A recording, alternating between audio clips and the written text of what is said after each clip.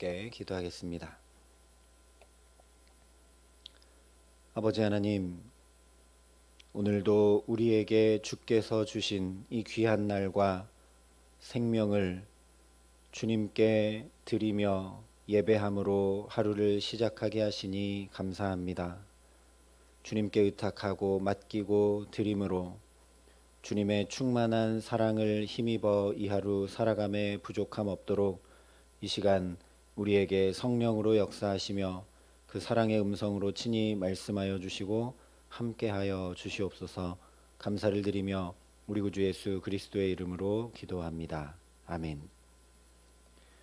오늘 우리에게 주시는 하나님 말씀은 레위기 7장 37절부터 38절까지 말씀입니다. 레위기 7장 37절부터 38절 두 절의 말씀입니다.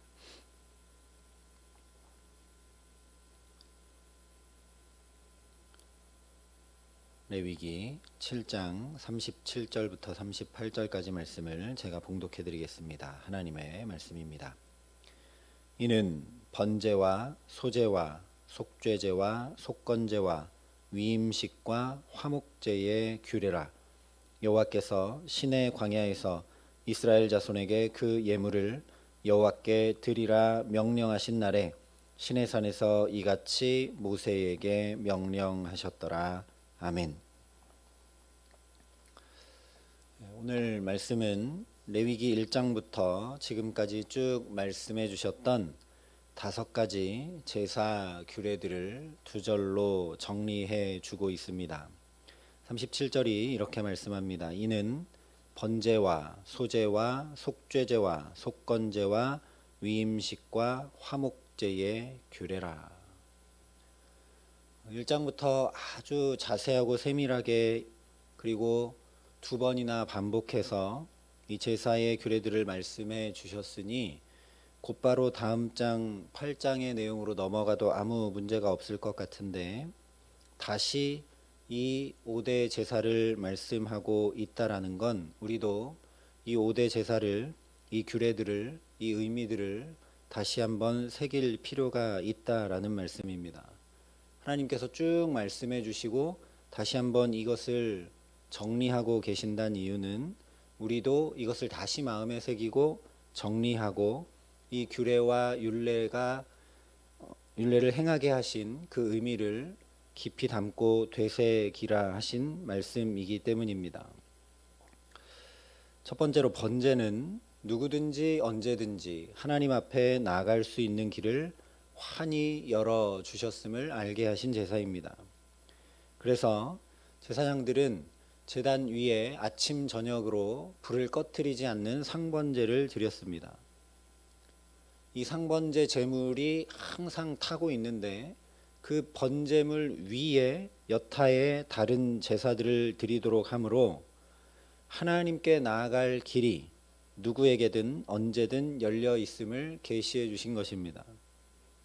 또한 번제는 다른 제사들과 다르게 제물을 온전히 태워 드리는 제사입니다. 그러니 나의 전부를 주님께 드리는 것 외에 다른 방법으로는 하나님께 나아갈 길이 없음을 말씀해 주신 것이죠. 반대로 말하면 나의 일부분, 시간 조금, 정성 조금, 마음 조금과 만나기 원하시는 것이 아니라 하나님은 나의 존재 전체와 온전히 만나기 원하심을 알려주신 제사가 바로 번제입니다. 두 번째로 소제는 짐승이 아니라 곡식 가루로 드리는 제사인데 그렇기 때문에 소제는 무엇보다 우리가 살아가는 모든 일상이 하나님께서 귀히 받으시는 제물과 같음을 계시해 주신 제사입니다.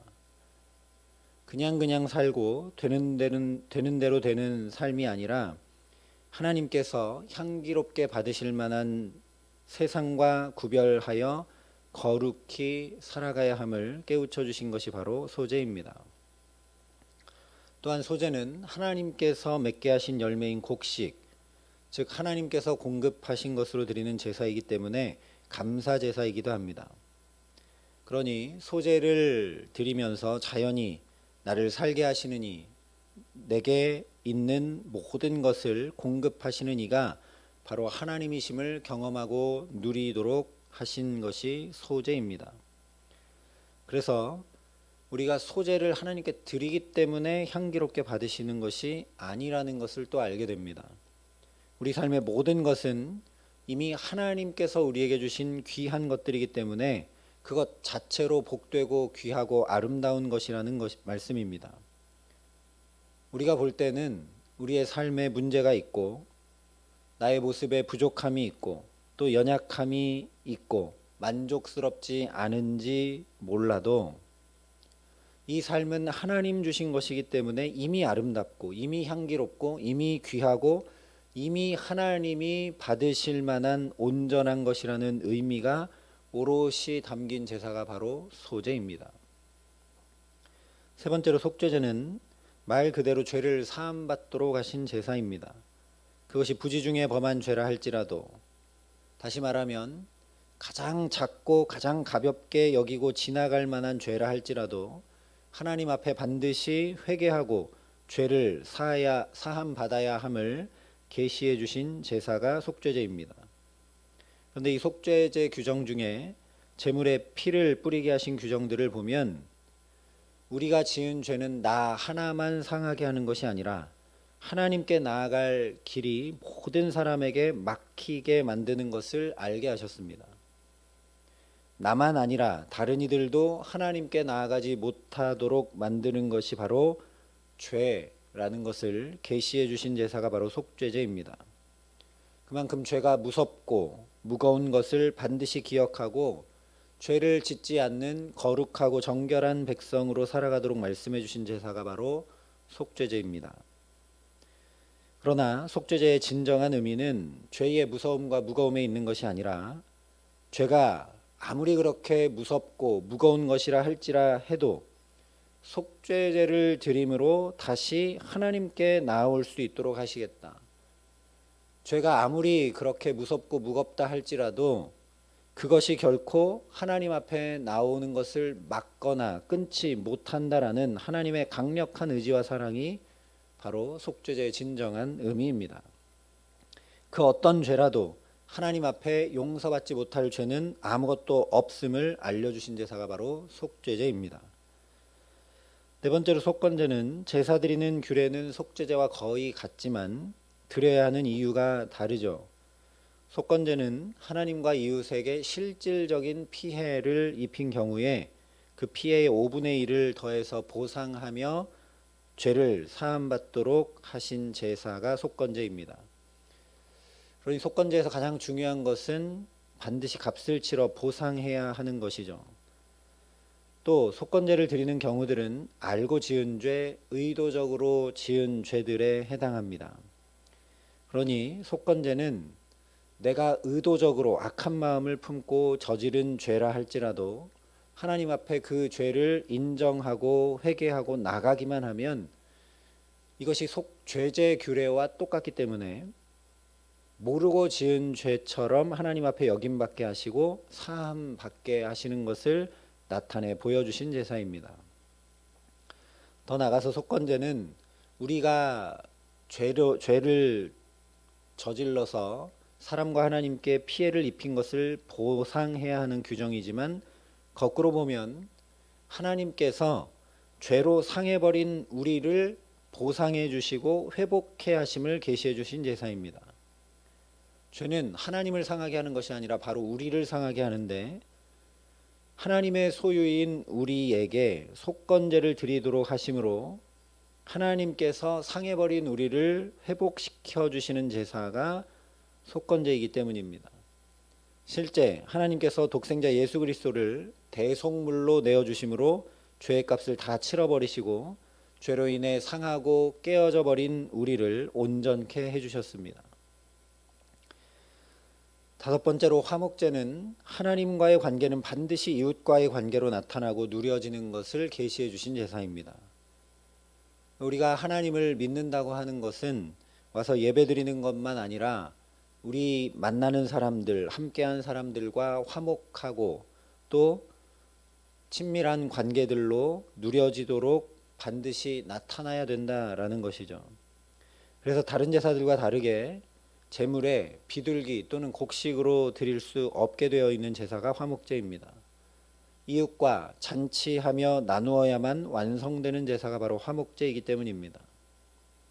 화목제는 이처럼 하나님과 얼굴을 마주하고 하나님과 음식을 나누는 제사라는 것을 실제적이고 상징적으로 이웃과 얼굴을 맞대고 음식을 나누도록 한 제사입니다.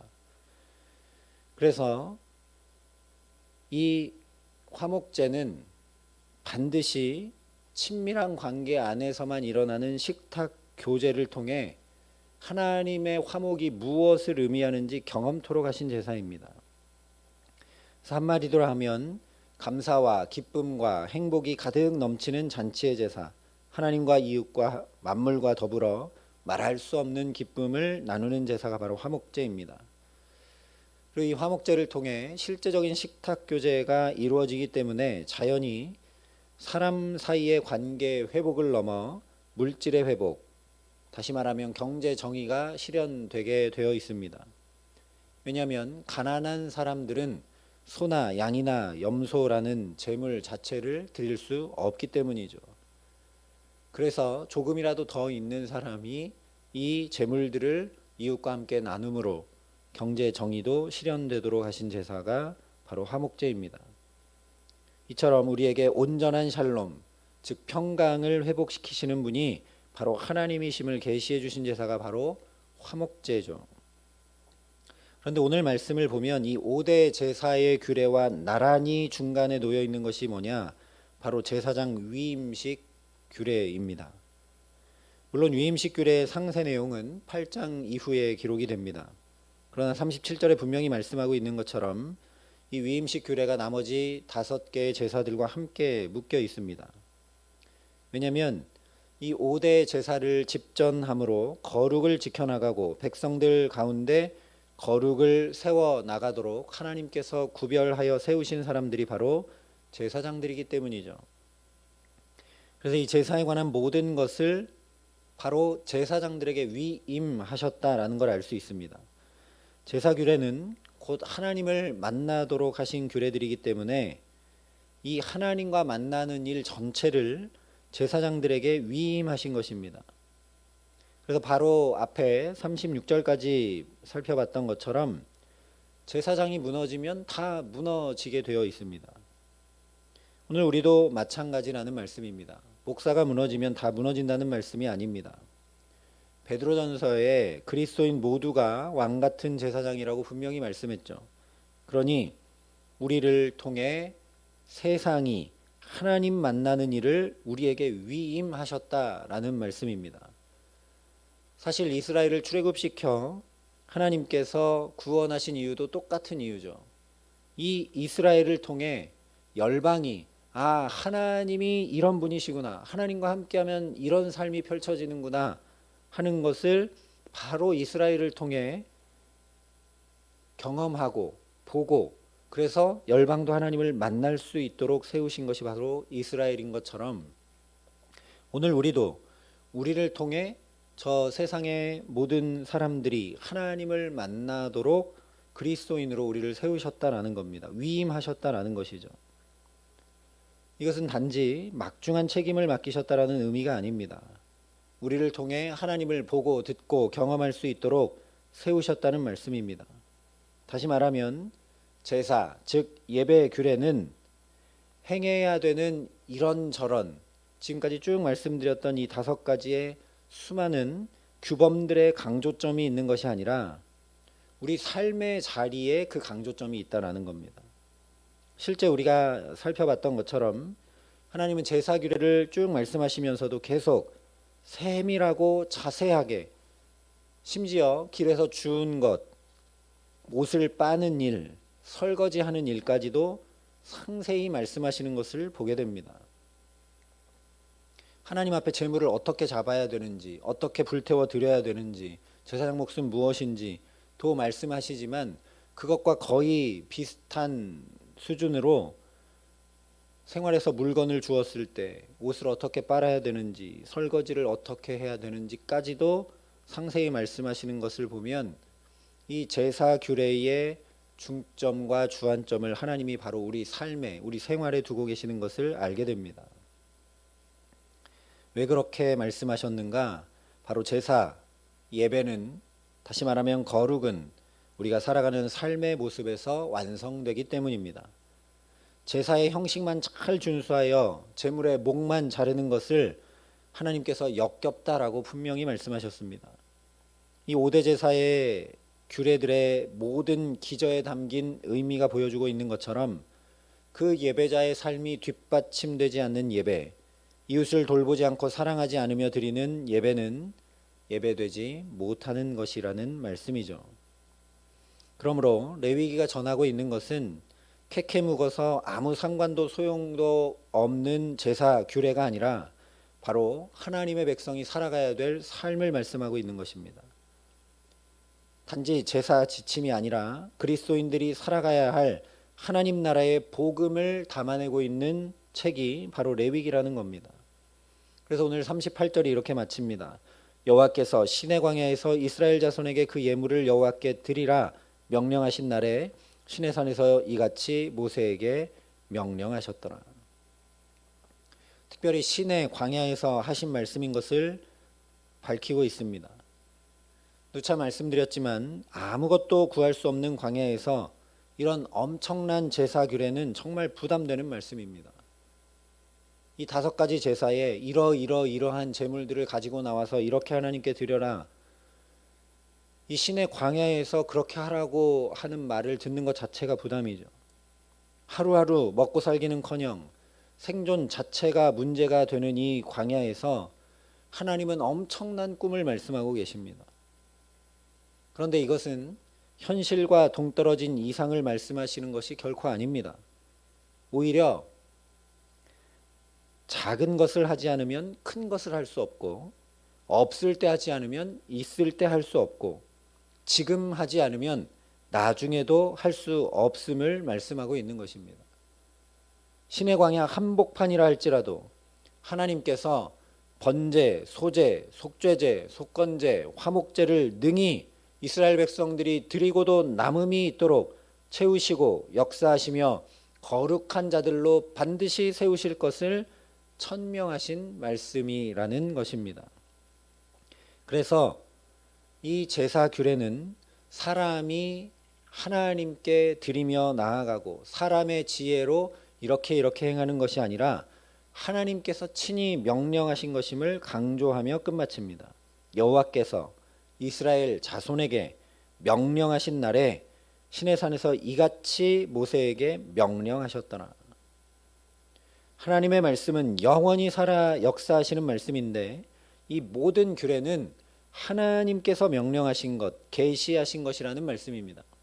저 옛날 광야에서 고대 이스라엘 백성이 지키고 사라져버린 규례가 아니라 지금도 여전히 우리에게 유효한 하나님의 계시의 말씀이라는 것입니다.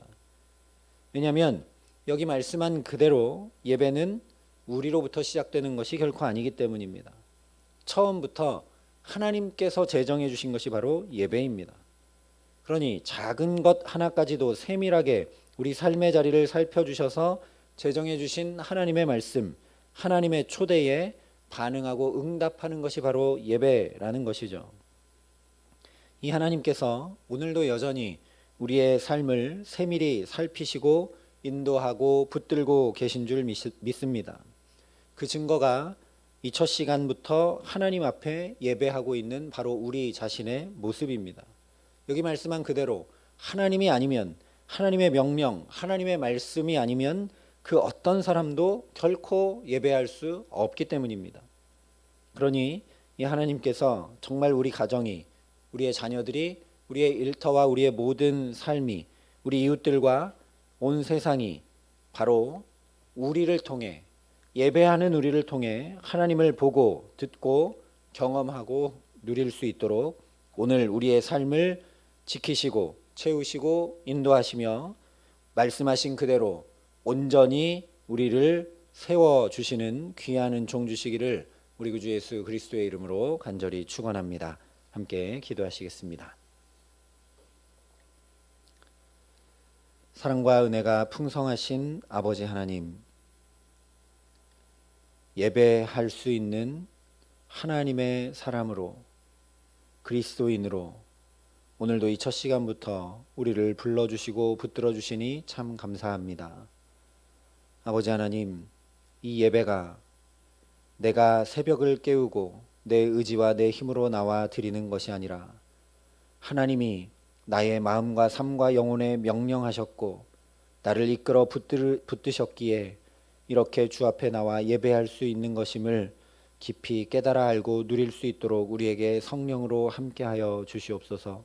이 예배가 얼마나 놀라운 축복인지, 이 예배를 통해 하나님이 나를 얼마나 깊이 만나기 원하시는지, 이 예배를 통해 오늘도 나를 어떻게 붙드시는지 하나님, 이 기도의 시간 우리에게 더 깊고 분명하게 깨닫고 경험케 하여 주셔서 오늘 말씀하신 그대로 나를 예배할 수 있는 예배자로 부르셨사오니 오늘 우리의 가정과 자녀들과 일터와 모든 삶에서 바로 우리를 통해 예배하게 하신 우리를 통해 하나님을 보고 듣고 경험하고 누릴 수 있도록 우리를 붙들어 주시고 온전히 세워주시고 동행하여 주시고 함께하여 주시는 축복 가운데 이 하루 살아갈 수 있도록 우리 모두와 함께하여 주시옵소서.